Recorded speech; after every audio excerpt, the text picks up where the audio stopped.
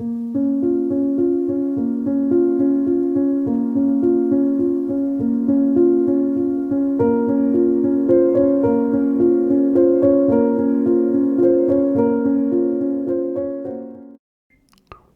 meus caros amigos e amigas do canal Monoteísmo Racionalista.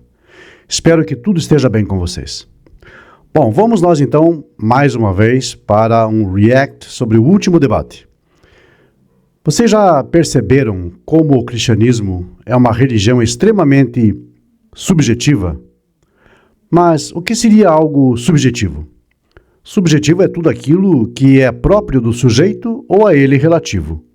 É o que pertence ao domínio da sua consciência.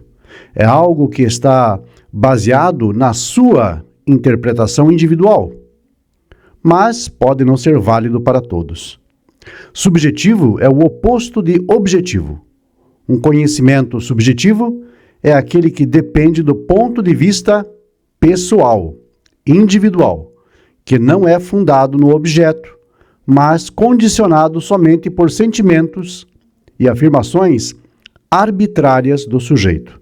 Em síntese, podemos dizer que subjetivo é algo que só serve para você, pois está afetado pela sua crença, sujeito à sua opinião e sem base empírica, algo que não pode ser comprovado por todos, de forma clara e inequívoca. Nas próximas falas do pastor Tassos Licurgo, nós poderemos evidenciar isto claramente. O cristianismo não gosta de lidar com o pragmatismo, é inimigo da objetividade e não se sustenta quando enfrentado de forma objetiva. Por isso, historicamente, foi a religião que mais perseguiu desafetos que ousaram questioná-lo. Vamos ouvir o distinto pastor.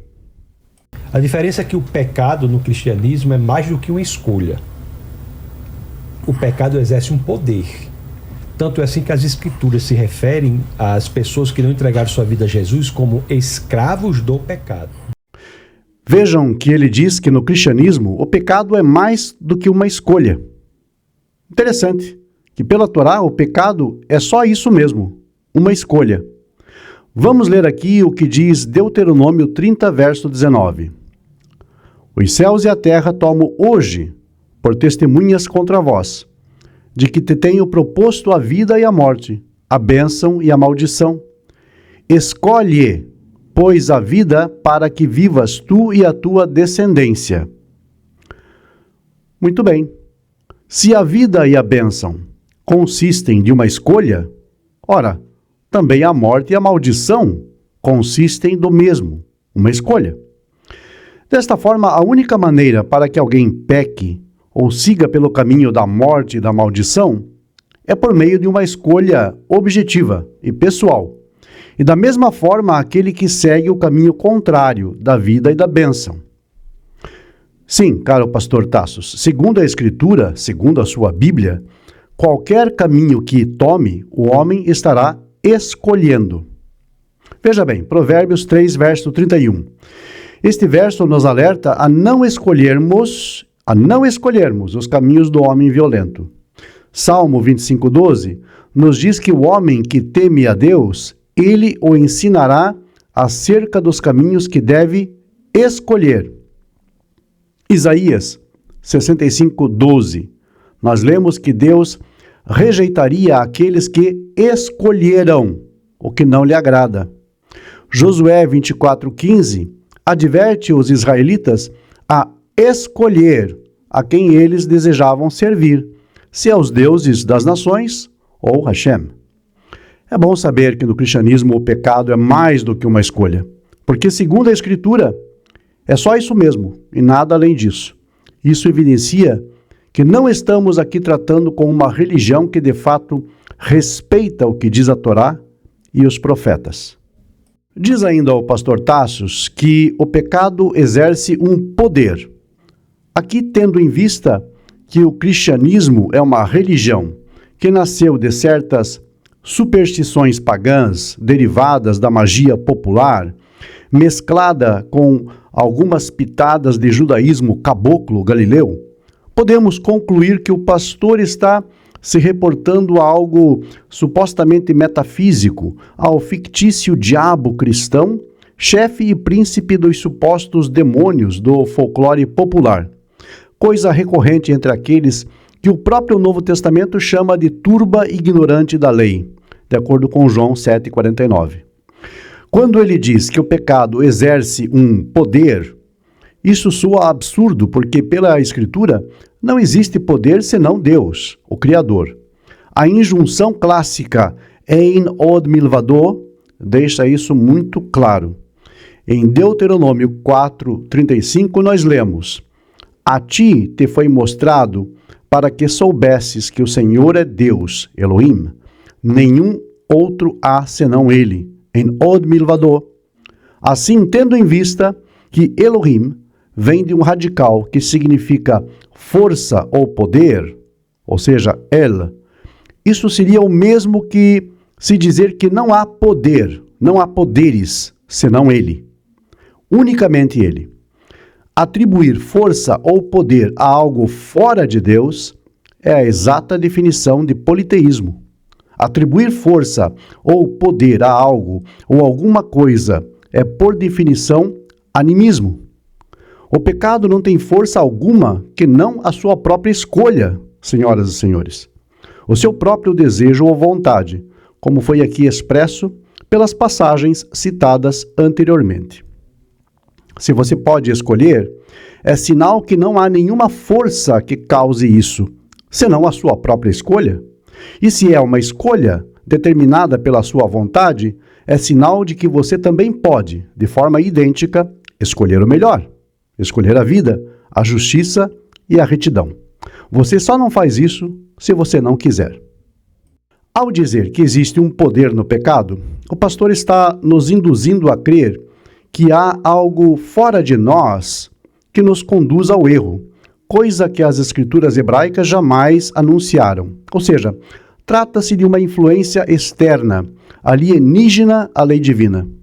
O cristianismo capturou esta noção a partir dos conceitos greco-romanos, das daimonia, que, segundo a sua mitologia, eram entidades que causavam nossas percepções e sentimentos, que nos conduziam a pensamentos e ações, fossem elas boas ou más.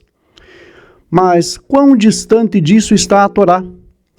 Toda vez que há, por exemplo, menção a um agente que causa o bem ou o mal, este agente estará a serviço de Deus e jamais em oposição a ele. Afinal, não existe força fora dele.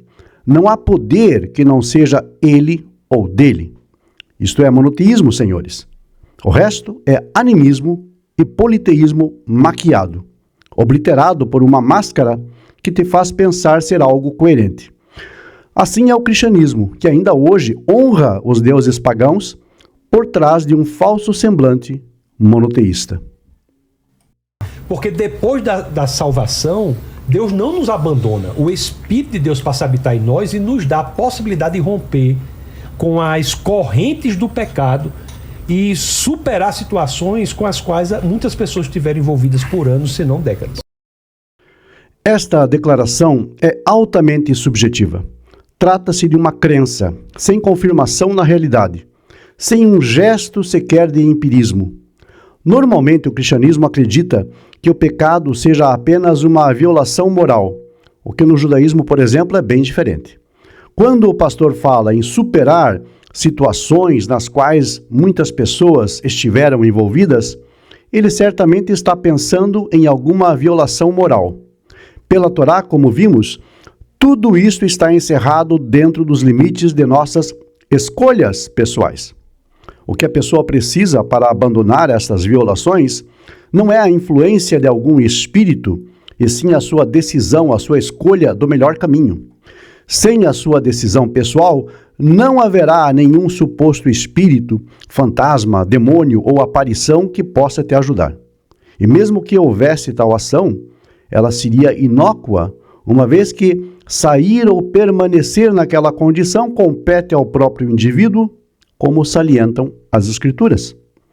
E como você sabe, o cristianismo mostra uma multidão de pessoas nascidas de novo, supostamente convertidas a Deus, homens e mulheres de mídia, pregadores e pregadoras super famosos, sempre às voltas com escândalos morais, sexuais, éticos, financeiros, que deixariam até mesmo o mais mundano e secular, o maior ateu, corado de vergonha. Sim, meus nobres, foi a escolha deles, e espírito algum pôde ajudá-los. Isto comprova a Escritura, pois quando há vontade humana envolvida, quando há a escolha pessoal envolvida, nem mesmo Deus interfere ou poderia interferir sem que se violasse o nosso livre-arbítrio. E Deus, embora espere que o homem retifique os seus caminhos, não viola as regras e as leis que ele mesmo estabeleceu. A salvação no cristianismo se dá por Deus, e essa diferença não é unicamente em relação ao judaísmo, mas em relação a todas as demais religiões do mundo. Pelo simples fato de que ninguém conseguirá atingir o padrão de moralidade para a salvação. É curiosa esta afirmação. O cristianismo tem ressaibos de seita, pois sempre viu a si mesmo como portador de virtudes tão divinas, superiores, que via de regra entende suas doutrinas cardeais como o suprassumo da verdade. Os gnósticos, combatidos no início da igreja, aparentemente acharam caminho para dentro da corrente cristã principal, pois da mesma forma viam-se a si mesmos como portadores de um conhecimento superior. O judaísmo sempre entendeu, por outro lado, existir caminhos diferentes que poderiam levar a uma mesma verdade, ou seja, nunca foi uma religião proselitista, justamente por causa disso. Historicamente, o essencial era uma declaração de fé monoteísta, sem que se exigisse o cumprimento estrito das rígidas regras da sua fé, determinadas apenas aos que nasceram de linhagem israelita. Agora, quanto ao que o pastor diz sobre a impossibilidade de se atingir um padrão moral suficiente para a salvação, é aquela história que todos bem conhecemos. Salvação é uma invenção cristã, principalmente em relação ao que chamam de salvação de pecados. Principalmente ainda aqueles cometidos sob a perspectiva das leis bíblicas, que em seu conjunto total foram dadas apenas e tão somente a Israel. É um absurdo sem limites dizer que os gentios estão agora salvos por não terem condições de cumprir uma lei que nunca lhes foi dada. Absurdo maior ainda se torna quando se percebe que as leis bíblicas sempre foram dadas num contexto israelita para uma única nação e sob um contexto histórico, geográfico e cultural, aos quais os gentios nunca pertenceram. As leis da Torá, em especial, as leis de culto, incluindo todo o sistema sacrificial, as festas sagradas, o dia de Shabat, as leis dietéticas de Kashrut e até mesmo suas leis civis específicas, jamais foram dadas ou entregues a outro povo que não o israelita, o povo judeu. Dizer que por crerem em Jesus, uma figura que sempre foi condenada pelo judaísmo por ser um transgressor, agora os gentios estão salvos dos seus pecados contra uma lei que nunca lhes foi ordenada, a lei judaica, a lei dada a Israel, faz tanto sentido quanto se nós, brasileiros, fôssemos imputados com culpa por não termos cumprido a Constituição dos Estados Unidos. Ou seja, nenhum sentido. Isso não passa de uma mera invenção, uma fabricação absurda para racionalizar o fracasso messiânico que foi Jesus entre os judeus. Alguém precisaria preencher esse espaço. Como? Fazendo com que os gentios, ignorantes da lei e da Torá, se sentissem como obrigados a ela. Jamais foram, jamais serão. Fizeram isso para construir um modelo de uma religião escravizadora de corações e mentes. Uma ficção que ilude, torce e frauda as Escrituras sem o menor pudor. Muito obrigado a todos por assistirem até agora. Compartilhem e curtam o nosso conteúdo. Muito obrigado. Caríssimos amigos e amigas deste canal, chegamos ao final de mais um vídeo. E eu espero sinceramente que ele sirva de ajuda a todos no caminho do monoteísmo e da evolução de cada um de vocês. Agradeço aos inscritos deste canal, sempre ressaltando a importância de você curtir e compartilhar nosso conteúdo. Também gostaria de agradecer aos membros desse canal e convidar você a conhecer os benefícios de se associar ao monoteísmo racionalista. Clique em ser membro logo abaixo do player, conheça os benefícios e assine um dos 3 níveis disponíveis: Talmidim, alunos, Bonim, construtores e Haverim, amigos. A sua participação é apreciada e muito importante para o futuro do nosso canal. Caso deseje, também poderá contribuir com qualquer valor pelo código PIX que aparece aqui ao lado. Muito obrigado a todos vocês.